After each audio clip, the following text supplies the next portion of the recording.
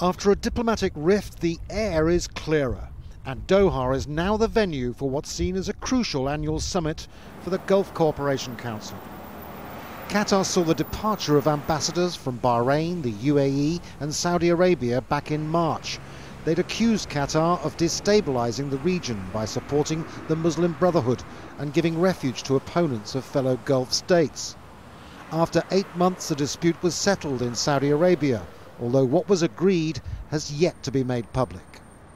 Many observers say there's a big need for GCC unity when there's growing conflict with the Islamic State of Iraq and the Levant. The Gulf states have joined a US-led coalition with its airstrikes against ISIL in Iraq and Syria.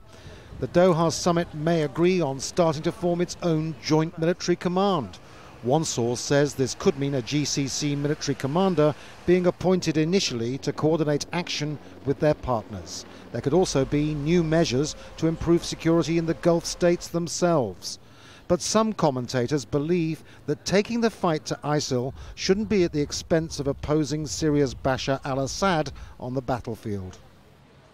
Bashar al-Assad should step down, otherwise this is not going to be solved, because it's not acceptable to have Bashar al-Assad on power and having our forces to fight against Islamic State.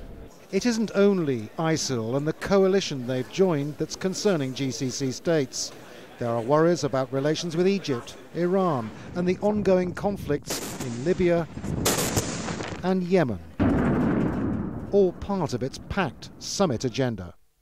And so the theme for this summit is said to be reconciliation and solidarity, but these are extremely difficult times for the GCC.